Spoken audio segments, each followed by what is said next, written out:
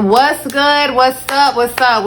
It's your girl, Laquana McIntyre, aka I Am Successful Too. You are watching The Road to Success, and today I want to talk about something that if you are if you are of age, an older age, let's just put it like this: if you're in your 30s and up, you've experienced more than likely some real heartbreak in your life, okay? And unfortunately, whenever heartbreak happens, it changes a lot of us, okay? It makes a lot of us more guarded. It makes a lot of us it makes a lot of us lose hope in finding love, depending on how bad the heartbreak was. And I, for one, has had my fair share of heartbreak, guys. I've had my fair share of heartbreak. I've experienced heartbreak in a sense where I let it change me. But when I got older, I learned from that, and I understood that that was not the healthiest and smartest thing to do. So whenever I experience heartbreak again, unfortunately, it happened again, I was able to handle it in a different kind of way this time. And the way I handled heartbreak the second go round was a lot more healthier, and it benefited me more so in the long run. So in today's video, I want to talk about finding love after heartbreak. And I just want to give you 5 realistic tips on what you should be doing if you're in the midst of heartbreak right now as we speak. If you are still feeling the shatter from the breakup or whatever happened, then this is for you. To these topics, guys, and I'm excited to bring this topic to you today because I keep saying this time and time again. I say this time and time again because I really, really do mean it. Y'all, I did the work this time around, okay? This time around, I made sure I did the work. I said I will no longer let a breakup or heartbreak defeat me. I will not let it make me feel less than, like I'm not worthy, like I'm not good enough. I'm going to dive deep, look within me, and find out what I need to do for myself moving forward. I am not going to blame the other person. I am not going to put my baggage off on another man. I am not going to look at all men as the same. I am going to become the best version of myself, and I am going to get healthy and healed.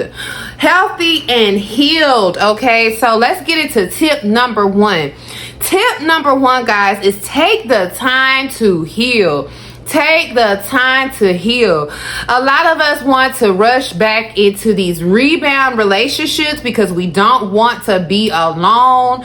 We don't want to feel the pain and the anxiety that comes with feeling lonely. You even have some people that go to the extent of trying to find a replacement before the breakup completely happens. Because whenever you have a breakdown with someone that you're dating, you can kind of tell, or even married, you can kind of tell whenever the separation is getting ready to happen. And you have some people who start to try to recruit people instantly. That way, by the time you exit that situation, this person is already ready to slide in, okay? That is not healthy. That is not healthy.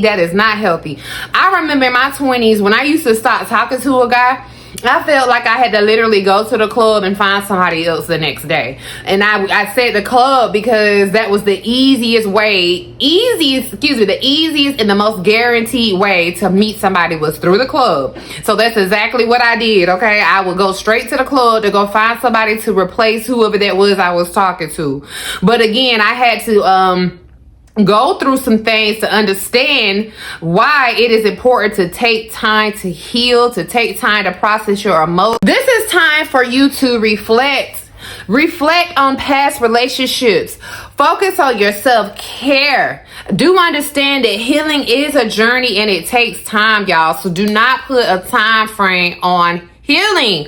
Do not put a time frame on healing, okay? Take as much time as you need. Don't let societal pressures, especially if you're a woman, make you feel like I have to hurry up and jump back in the dating market because I am getting older.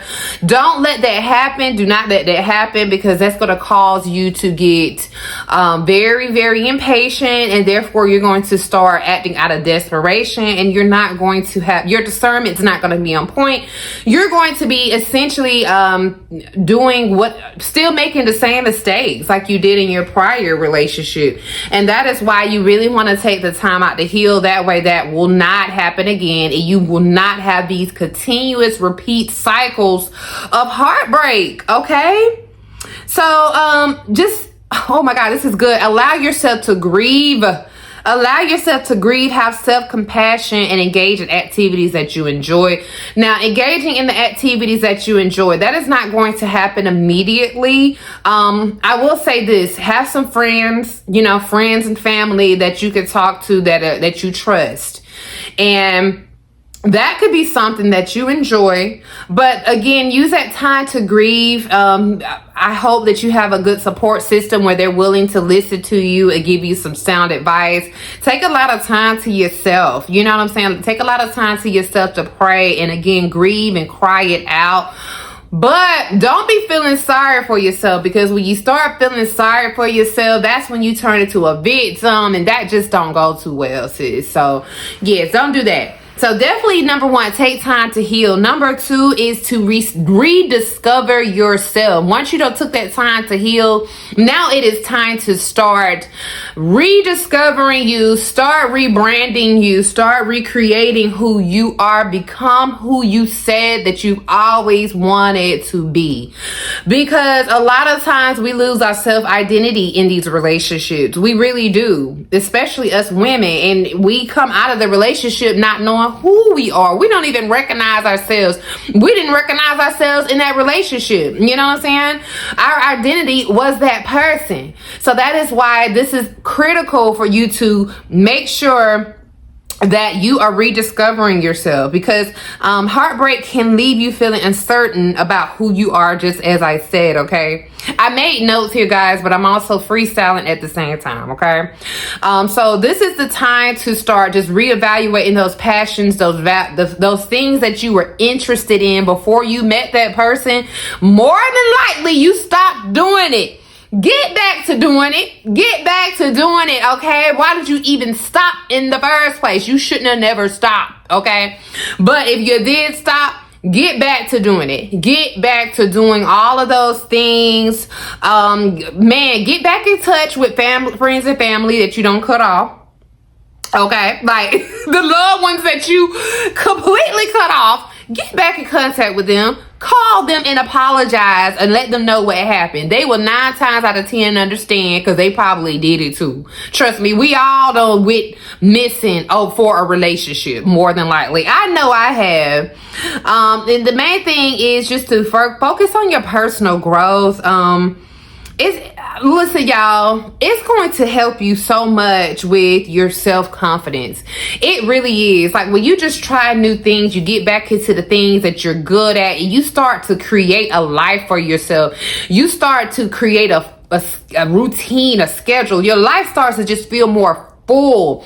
Matter of fact, if you are in this grieving process still, I'm going to say take time to grieve, but I'm going to say fill your schedule up, because that's what I did, y'all. I intentionally made myself busy doing things that were pouring back into me.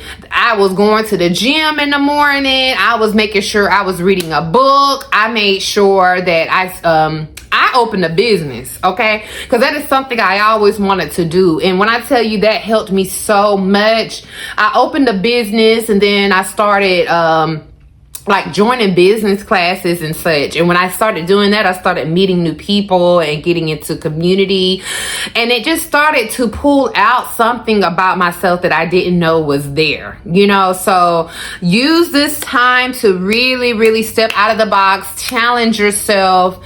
Again, this is the time to really, really start becoming that version of yourself that you've always said you wanted to become, because you are intentionally not dating dating, you're intentionally not putting your time into another person. If you have kids, of course your kids are going to still matter. But I'm talking about when it comes to a significant other, you ain't worrying about all that. You know what I'm saying? You don't have to worry about what this person going to eat tonight, or, oh, let me wash his clothes, or whatever the case may be, or I wonder how he feels about this. It's all about you. You need to be selfish, okay?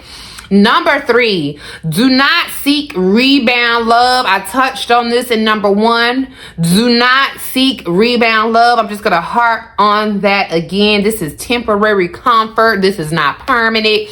Rebound love is literally just lust, and again, it's just a placeholder. A lot of people who end up with these rebound people, they end up getting in long-term relationships with these folks just to find out that you really don't have nothing in common. You don't like this person like that.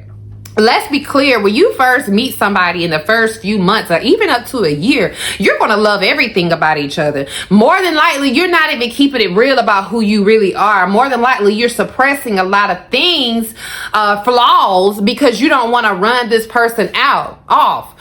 But you can only hold in a lie for so long before it really comes out. Okay, you can't keep that mask on for too long, because eventually that mask is going to slide off. They're going to see who you really are, and now they're going to realize, like, dang, I don't even like you like that. You know what I'm saying? I don't even like you like that. And here we go again. You back into this whole little cycle of trying to find somebody else to replace them because you don't want to be alone.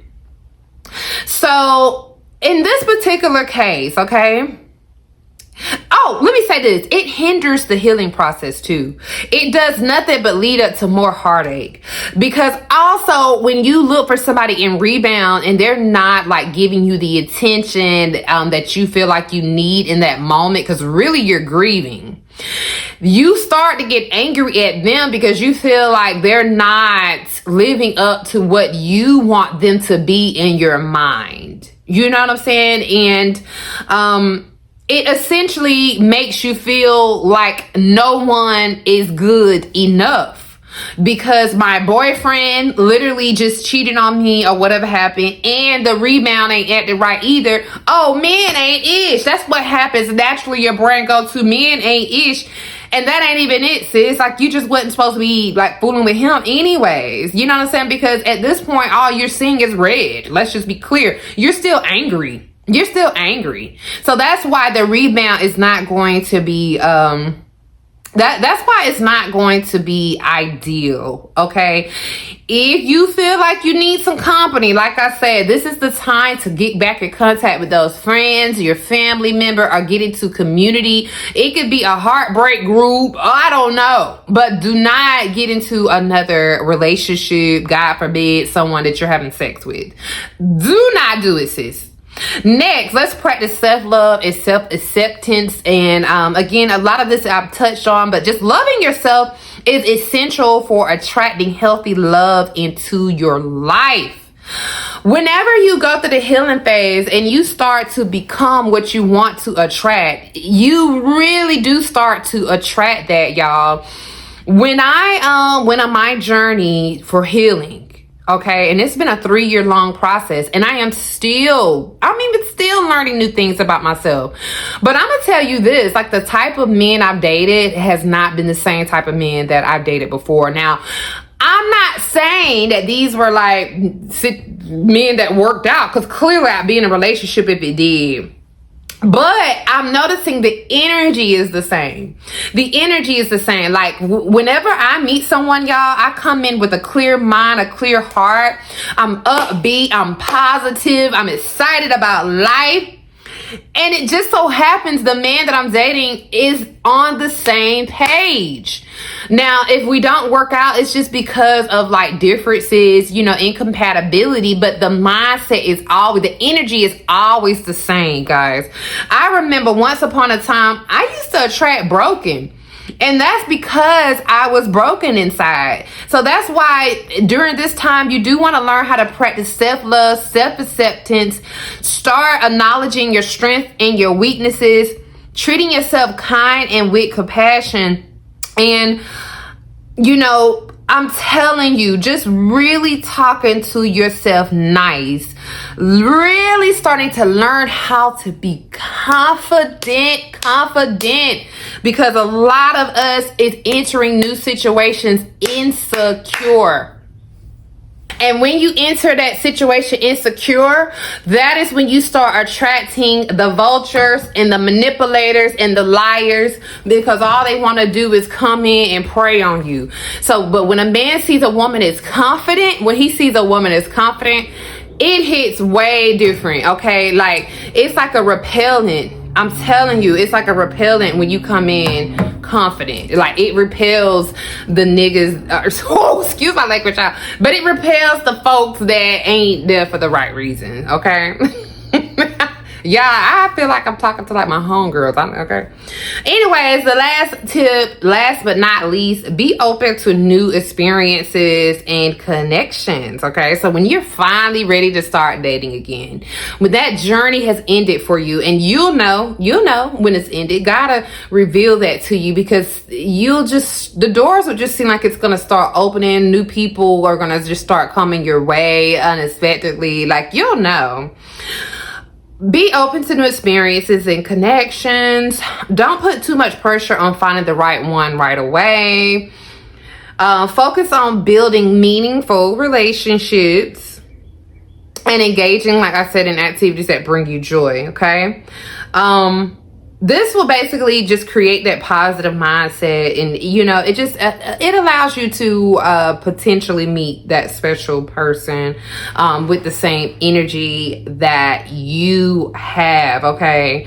And I just have to put more emphasis. Do not focus on finding the one. When you're dating, date with intention, but date also with an open mind, that I'm just creating a friendship. I'm creating a friendship first. I'm, creating a foundation to a possible future with this person, okay? But again, do not put all of these restrictions on this person, and I want to get married and I want to have kids, but like, don't put the pressure on somebody that quick, okay? Don't do that. Just have fun, date, be friends, just kick it. You know what I'm saying? Be real lighthearted about it, but do not get too lighthearted where you now are forming situationships. Keep your options open as well, okay? I'm big on the options being open. Anywho, so I'm gonna end this video right here, guys. Let me know in the comments what you feel about this conversation, and of course, as usual, be sure you like, comment, and subscribe, and I'll see you guys in the next video. Peace out.